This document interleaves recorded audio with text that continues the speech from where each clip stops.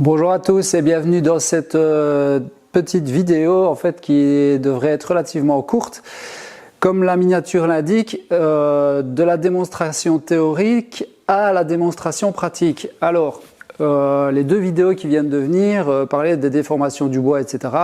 Et évidemment, sur ce type de vidéo, il y a toujours des débats et il y a toujours des gens qui remettent les choses en cause. Donc, j'avais déjà prévu le coup et j'ai préparé deux petits essais, enfin en tout cas deux petits collages en démonstration.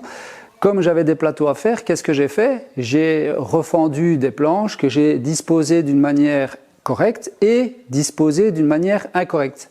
Ensuite, j'ai coupé une tranche et voilà le résultat. J'attendais que la colle soit finie, j'ai fait tout ce qu'il y avait à faire.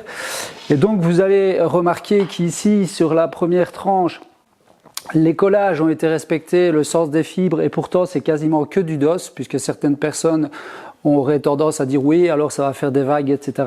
Vous allez remarquer, et vous remarquez qu'il n'y a aucune vague en dessous de ma planche, et sur une si petite surface, ou plutôt sur une si petite tranche, les déformations se marquent directement. Donc là, c'est disposé d'une manière normale, et maintenant, c'est disposé d'une manière anormale.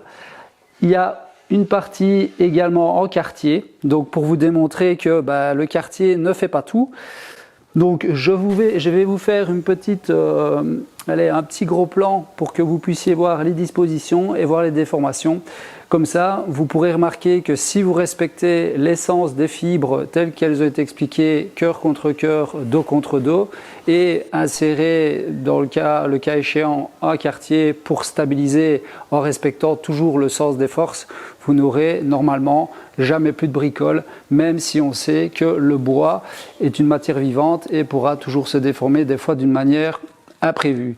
Mais si vous respectez le sens du fil, cœur contre cœur, dos contre dos, regardez si le fil est droit ou s'il est tordu et que vous avez un taux d'humidité de votre atelier ainsi que l'endroit où il doit se situer qui est respecté, normalement vous devriez avoir des variations qui sont très minimes.